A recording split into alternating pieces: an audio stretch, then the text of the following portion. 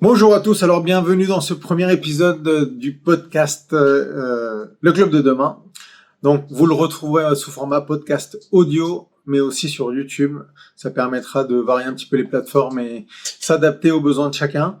Alors l'idée de ce podcast, c'est de vous apporter un petit peu un partage d'expérience. Moi j'ai bossé dans le milieu associatif pendant 25 ans et pouvoir faire aussi un partage d'expérience entre les clubs.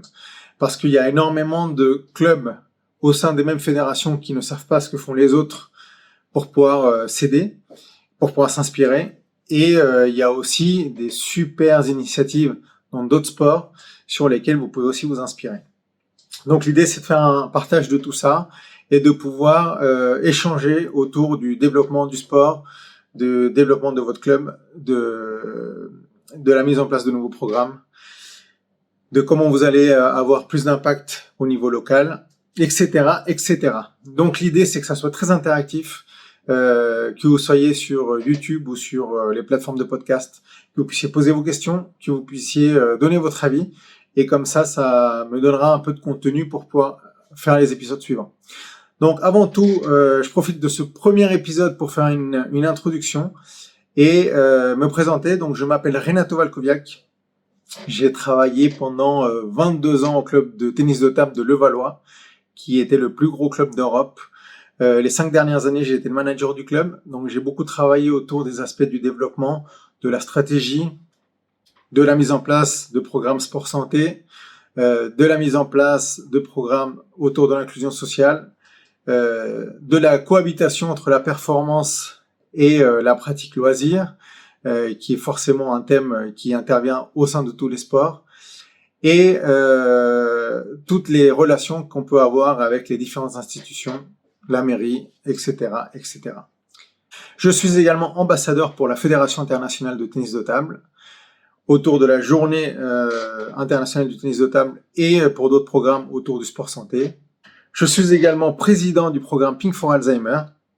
Donc c'est un programme qui ralentit la maladie d'Alzheimer et les autres démences grâce au tennis de table. Donc on est dans un projet pur sport santé. C'est un programme qui s'est développé en 2018 et maintenant il est en place dans une quarantaine de clubs en France et une dizaine d'autres clubs dans le monde, donc dans 5 pays différents. Et l'idée, c'est de promouvoir au maximum, de pouvoir accompagner les lieux de mise en place et de pouvoir accélérer le déploiement du programme. J'ai également travaillé pendant plusieurs années en collaboration avec la Fédération française de tennis de table. Donc, il y a une quinzaine d'années, je travaillais avec Gilles Corbion, qui était un des DTN de la fédération, autour des programmes de développement de la fédération. Et là, avec la nouvelle équipe, j'ai aussi travaillé autour des programmes du sport santé. Je suis également intervenant en STAPS à la Sorbonne.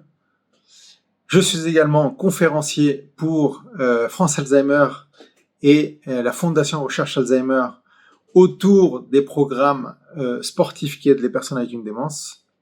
J'ai également été 10 ans délégué du personnel du Levallois Sporting Club, qui est un des plus gros clubs omnisports de France, où là, ça m'a permis vraiment de voir le côté employeur-employé et les conflits qu'il peut y avoir aussi avec les bénévoles, les dirigeants de club et leurs salariés.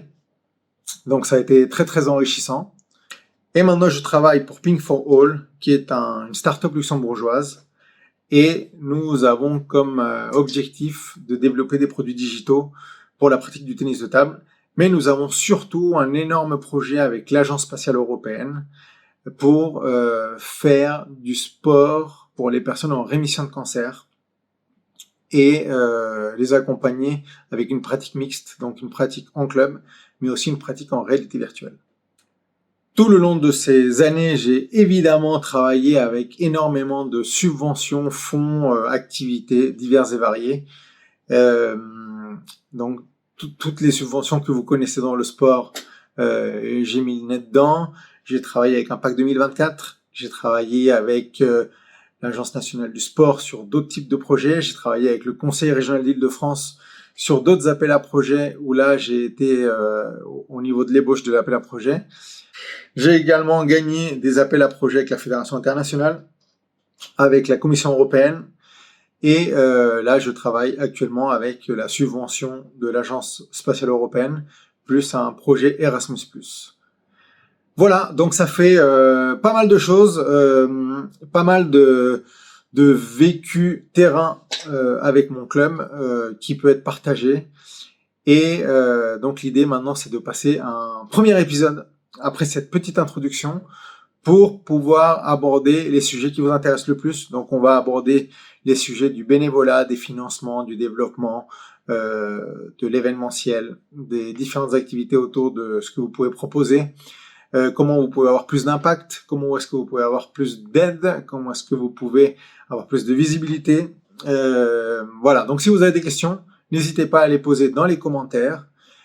Sur YouTube, ce sera plus facile parce que je me regrouperai toutes les questions sur YouTube. Et je vous retrouve au premier épisode. N'hésitez pas à partager et à liker. Ciao, ciao!